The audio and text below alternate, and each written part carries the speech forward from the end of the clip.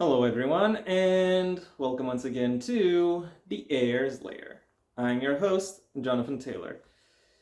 It's it's once again time for the anniversary video because while this video isn't exactly coming out on this on this channel's sixth anniversary, it is still close enough for me to count. And yeah, I decided to mark the occasion. And in order to mark the occasion, as the title of this video will have already given away, I have decided to touch upon my rating system, aka the set of values I use in order to assess the books I review. Maybe not assess is the correct term, but rate.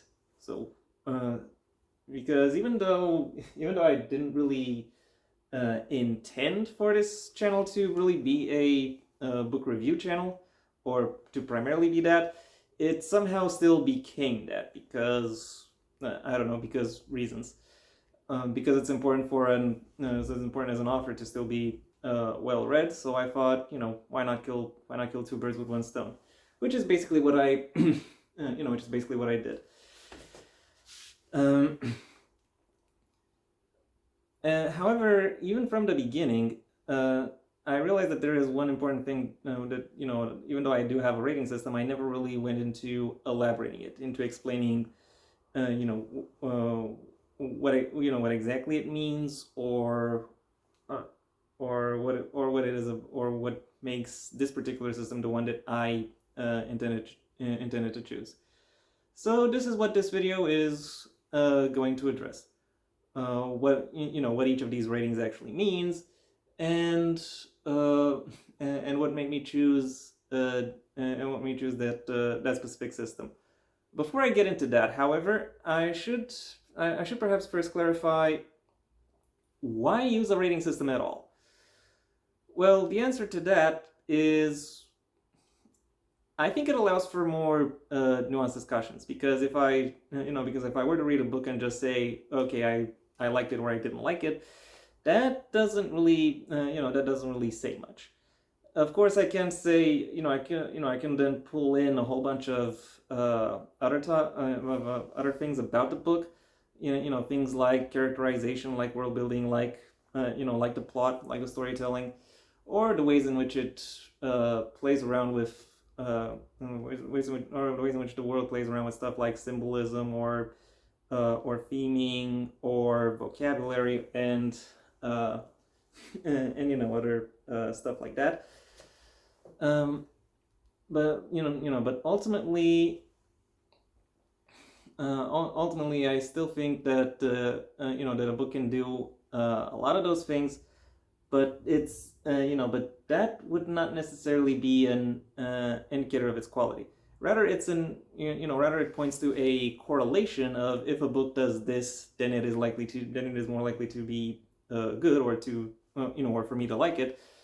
But then again, if I say a book is good, or if I say I liked a book, then that really only says something about me, or it says more about me than it says about the actual book itself.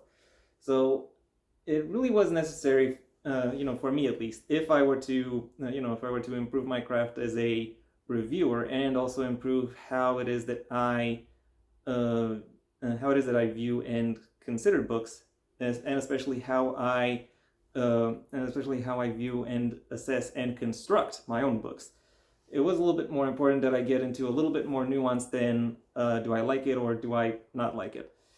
And that is something that has also been supported somewhat by by other people I've interacted with to some capacity, such as Reads with Rachel, who I actually haven't interacted with directly. I'm just subscribed to her. She often says that reviews are for readers, and she has often and she has an entire series of videos called "Authors Behaving Badly," where she calls out authors for interacting with people who leave bad reviews to their books, which they ultimately really shouldn't.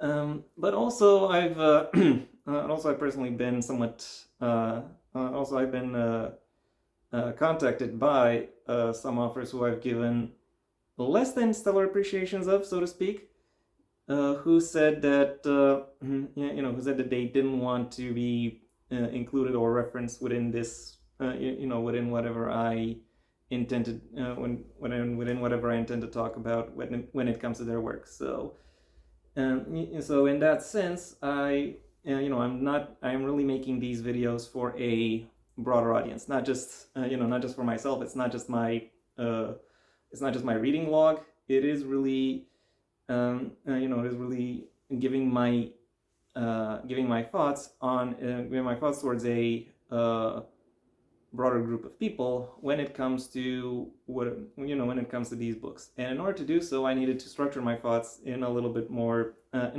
detail. And and so with that out of the way, now it's time to dig into one of the main questions of this video, which is, why necessarily use the the 1 to 5 system that I currently employ? And well, the reason for that is, while it is good to have a rating system, if you dig into it a little bit too deeply, it really loops right back around into where it once again says more about you than it does about the book itself. So if you say that you either liked or didn't like a book, that says more about you than the book. But if your rating system is a little bit too complicated, then you're again getting into that. You're again getting into that framework where where what you say about the book matters more than or comes to prominence more than the more than the book itself, because it shows that you dig very particularly very deeply into various things. It may even allow certain readers, certain viewers to see exactly how you weigh your criteria to some extent, and therefore kind of sort of deconstruct how much each facet of the book goes into its rating. Either that, or it'll just be white noise. So after a certain point, it really doesn't matter. And I think the 1 to 5 rating system is one that allows for plenty of nuance without overwhelming people. If you'll recall, Lindy Beige, who is a history YouTuber, and who recently came under scrutiny for kind of being a racism apologist. He has a video where he supports reversing decimation and once again making the British pound have 240 denominations rather than the 100 it has now, because 240 has more divisors than 100, and therefore it would be easier to use. Even though the main reason decimation went into effect is because 100 is easier to the divisors of 100 are easier to keep in your active memory than those of the 240. That being said, dividing the currency by 60, 80, or 120 would make I will concede that would make a little bit more sense than 100, but that's a separate discussion.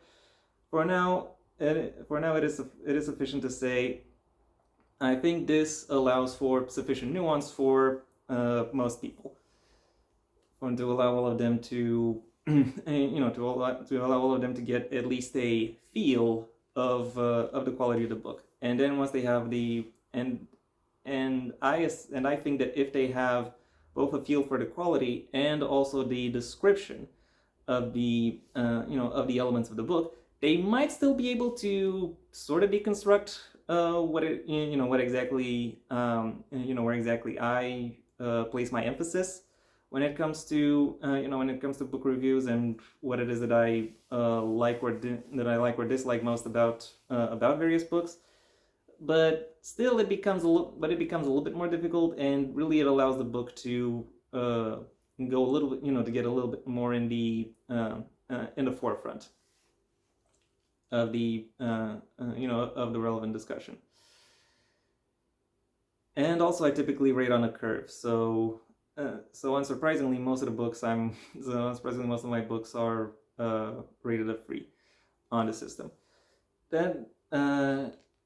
That being said, what does each of these ratings actually mean? And I'm debating whether I should start from the middle, given I said that this is that is my most common rating, or from the beginning. And as you can, this video is very much off the cuff, so I so I haven't figured out the order of the presentation, but I do know what I want to say for each rating. So I'm gonna, nevertheless, I will still start with I will start with from the lowest and going to the highest, because that is generally a little bit more satisfying, and especially when it comes, including in videos like this, when when the presenter is building a narrative. So I might as well do it like that. So, what does a 1 out of 5 mean? Well, a 1 out of 5 basically means it's it's not just dislike of the book. This is me actually, when I give the book and I give a book a 1 out of 5. This is me basically saying that I do not find there to be anything that I do not find a lot to value when it comes to this book. There are many things that it does wrong, many things that it does not do in a compelling manner, and nothing that really touches me in any way. In fact, I am very likely to actively dislike it due to the way in which that book is put together. So far, only one book has managed that accomplishment of getting 1 out of 5, and hopefully only one book will ever have that will ever get that rating, that 1 out of 5. So in a weird sense, both the 1 and the 2 are actually a little bit more prestigious than my than my highest rating. If you consider prestige to be a function of rarity. However, I don't necessarily think that is. I don't think that is the case. It is more a curiosity rather than anything else. So once again, to recap, 1 basically means that nothing about this book is done. That nothing about the book is done either well or even decent. 2 out of 5 is where I tend to become a little bit more apologetic, because I can recognize that while the book has issues, there are some things that could have redressed it. That could have allowed it to be that could have allowed it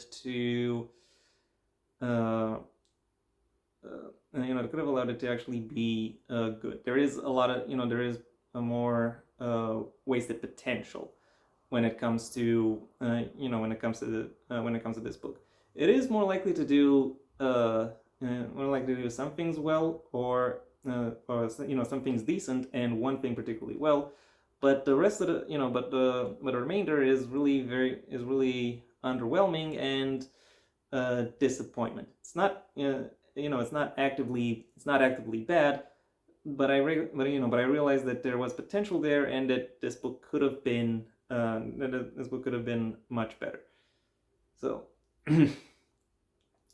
so yeah, once again, a 2 basically means disappointment. There are some strengths, but ultimately it fails to impress on most levels. 3 out of 5 is as I've said, run of the mill. Most of the books that I've read, I've rated a 3 out of 5. at least when it comes to the at least when it comes to the first 100 books that I've reviewed, most of them are at a 3 out of 5. And by most, I don't necessarily mean the mathematical majority, aka at least 51, but but rather of all the but rather of all the point scores I've of all the ratings I've awarded, most of these ratings are 3 out of 5. So relative majority, and a 3 out of 5 basically is the average book. There are it is decent at most things. It may even do one thing particularly well, but everything else, but most other things do not necessarily impress to any significant degree. Otherwise, it is quite serviceable. There is nothing, there's nothing unpalatable about it.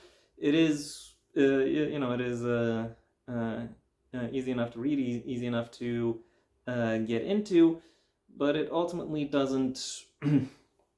But ultimately, it doesn't really do enough to hold the reader's attention. All things considered, uh, it's it's something you talk about once, and then maybe keep in your recollection to say, oh, this book has that, and I occasionally think about it because I think it's a little cool.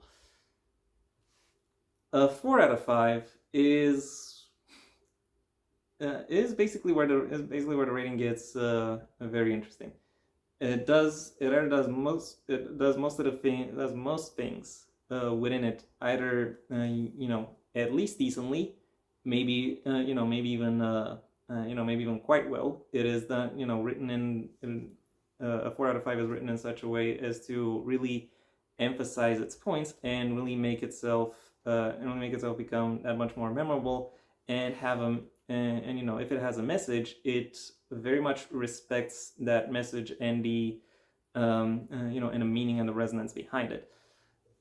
Or it delves there's a very fully, or not very fully, just fully delves into the into the environment, into the narrative, into the setting that it actually presents, and allows for the audience to really immerse themselves within this world, and find plenty of things that capture their attention, capture their imagination. There is something there that that for basically anyone to become enthralled by, and they stand as some of the most and they become uh, uh, memorable and quite high, and they become memorable and engaging, exciting books to talk about and dissect. And finally, at a 5 out of 5, well, any book that reaches that level is basically a masterpiece. Like, it doesn't have to be flawless, but basically everything it does at a high level. Like, decent doesn't cut it anymore. If you want to be a 5 out of 5, everything has to be either well or great, and has to be either well or great. And as such, 5 out of 5s are as books I consider to be great. Very much are very much the most memorable, the most thought-provoking, and and to some degree the most immersive, because they do a great job at fully presenting and uh, fully presenting and fully allowing the reader to immerse themselves not just in the primary story, but also in the but also in its backgrounds, in what it means about what it means about the story being told, about the broader meaning that it carries, allowing the audience to fully expand their perspectives to a degree they probably wouldn't have in in any other way. So again, quick recap, and I'm gonna do it for the 4 because I also because I also didn't because I didn't do it for that or that either. A 4 out of 5 basically means that the book does at least one thing excellently, but is and is likely to be decent and or well haha across the board, thereby making itself quite a bit more quite memorable and thereby making itself memorable and exciting to read through. And the 5 out of 5 is is basically a refreshment for the cognition. It allows readers to deeply, intimately, and and very personally delve into some intriguing and engaging topics that are are bound to stay with them for they're basically bound to stay with them for as long as possible, and really mark the and really leave a lasting impact upon the reader. And yeah, that's basically my idea behind the idea behind my rating scale. I could imagine it potentially being extended to to include, say, a 0 out of 5, but given how bad a book has to be a 1, I really don't know what would constitute a 0. Maybe a maybe a DNF or something like that, or or something like the Turner Diaries, where it's just flat out where it flat out indulges in every potential stereotype and just says that and is basically a cognito hazard in its own way. A potential extension upward would could be a 6 out of 5 for books, but however, for that to happen, the book would have to be like beyond masterpiece level. Like it has to like it would have to like it would have to stand out as a as a wonder of creation, basically, which I don't rule out that potentially being the case. However, I don't necessarily think others would agree with me ruling any particular book as being that kind of miracle of creation. Because so yeah. While I could extend this system, I don't necessarily find any motivation to do so. At least not as of right now. I still think the 1 to 5 works quite well. It's there's a very good reason that Goodreads uses it. That being because Amazon uses it, but still Amazon also uses it for good for a good reason. Again, nuance, but nuance without pettiness, so to speak. So, and yeah, that was it for me. So I hope you enjoyed me, even if I was a little bit rambly, and if I had to reiterate a bunch of things. Sorry about that. As I said, I'm off the cuff, so some things happen. If you've enjoyed this video regardless, well then please like the video, maybe even share it wherever you think other people will also like the video. If there is anything you'd like to add, either to my reviews or my reviews in general, or my rating system in particular, that's what the comment section is for. And if you want to see when my next video gets released, well then please subscribe, and ideally also ring the bell or do whatever else YouTube will ask of you in order to keep you notified.